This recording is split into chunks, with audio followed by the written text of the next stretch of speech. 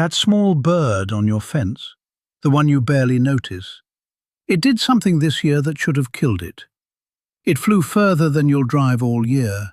It crossed open water with nowhere to land, in the dark, without sleeping, without eating, without stopping. And in a few months, it'll do the whole thing again. We call it migration, like it's a simple word. It isn't. It's one of the most extreme things any animal on Earth attempts. And it's happening right at the edge of your backyard. By the end of this, you'll never look at that little bird the same way again. You've seen it happen, even if you didn't notice. One week, your yard is full. Song, movement, the feeder busy from dawn. Then, quietly, they thin out. A few stragglers, then gone. We tell ourselves they've just gone south, the way we'd take a trip somewhere warm. But where they actually go, and what it costs them to get there, is something most people never stop to think about. Because the journey ahead of them is so brutal that just to survive it, they first have to do something almost unimaginable. They have to rebuild their own bodies. It starts with hunger. In the weeks before they leave, something switches on inside them. They eat, and eat, far past full. Scientists call it hyperphagia.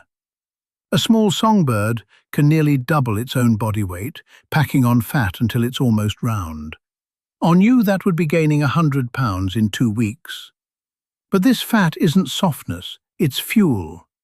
The only fuel they'll carry for a journey of thousands of miles. And here's the strange part.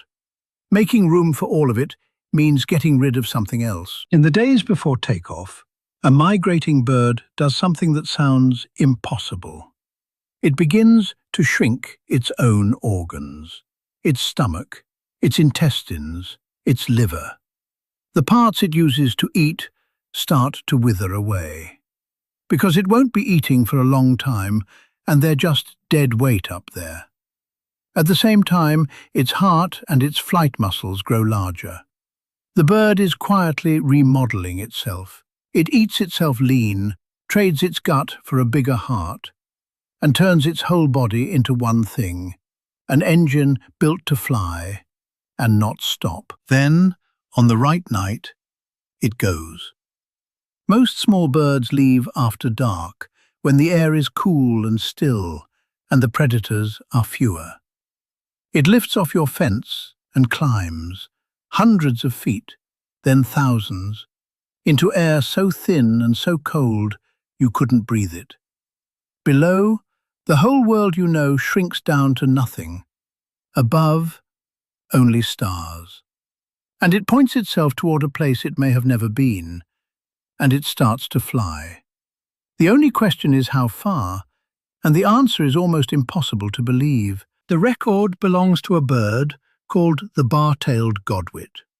A few years ago, scientists tracked one young godwit as it lifted off from Alaska and flew out over the open Pacific. And it didn't land, not for a rest, not for food, not for a single sip of water. It flew for 11 days straight, more than 8,000 miles of open ocean, until it reached the far side of the world. No sleep on solid ground, no stopping, just wing beats day and night for a week and a half. It's the longest non-stop flight ever recorded, made by a bird small enough to hold in your hand. But that raises a question that puzzled scientists for years. If a bird flies for days, sometimes weeks, without ever landing, when does it sleep? The answer is the strangest part of all. It sleeps while flying. Some birds can shut down half of their brain at a time and keep gliding, one eye open, on autopilot. The common swift can stay in the air for 10 months without once touching down. It eats, it drinks, and it sleeps, entirely on the wing. For some birds, the sky isn't something they cross, it's where they live. And through all of it, the darkness, the ocean, the thousands of miles, they don't get lost. A bird your hand could close around finds one specific patch of forest on another continent. So how? Part of the answer feels like magic. Birds can sense the Earth's magnetic field, and there's growing evidence that they actually see it, that the magnetic lines appear as patterns of light laid across their vision. A compass painted right onto the world. They don't follow a map. They feel the planet turning underneath them. But the magnetic sense is only half of it. On clear nights, birds also read the stars. In one famous experiment, scientists raised young birds under the artificial sky of a planetarium, and the birds learned to navigate by it. Fixing on the one point in the heavens that never moves, the North Star, and the slow wheel of constellations turning around it. They aren't born knowing the stars.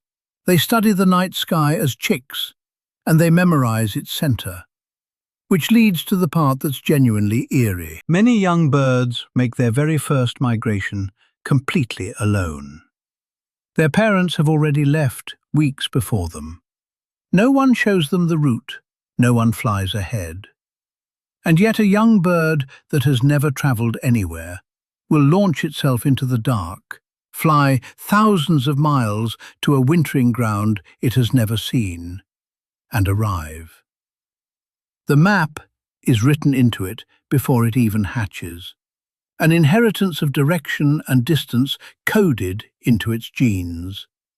It is born already knowing the way, to somewhere it has never been. And some of them go higher than you'd think anything alive could survive. Bar-headed geese cross the Himalayas, flying over peaks in air that holds barely a third of the oxygen we need to think straight. Other migrants climb past 20,000 feet, into the cruising altitude of passenger jets, through cold that would freeze bare skin in minutes. They do it on nothing but muscle and breath, beating their wings through air almost too thin to hold them up. None of this is safe. Migration is the single most dangerous thing most birds will ever do. Storms blow them far out to sea. Exhaustion drops them straight into the water. Predators wait at the narrow crossings where the tired and the slow are easy to take. And we've made it harder. Glass towers and bright city lights pull them off course and kill them by the millions every single year. For a small bird, the journey is a gamble made twice a year, with its own life as the stake. Many that leave your yard will never come back, and the ones who do make it, they come home, not just to your region, to your yard.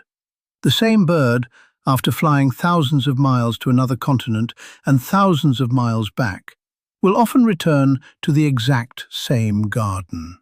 Sometimes the exact same branch it nested on the year before. It carries the memory of one small place across the entire turning world, and it finds it again. The bird at your feeder isn't just a bird. It's a traveler that knows your backyard better than you do. So the next time you see that small, ordinary bird on your fence, stop for just a second. It has crossed oceans. It has slept on the wing and steered by the stars and rebuilt its own body just to survive. It went somewhere you will never go, and it came all the way back. To here, to you. We just call it a bird. Maybe it deserves a better word. Now I'm curious. What's the bird you see most often in your yard? Tell me in the comments, and I'll tell you where it might have been. And if this changed the way you see them, even a little, subscribe and stay a while. There's a whole world moving over your head that we almost never look up to see.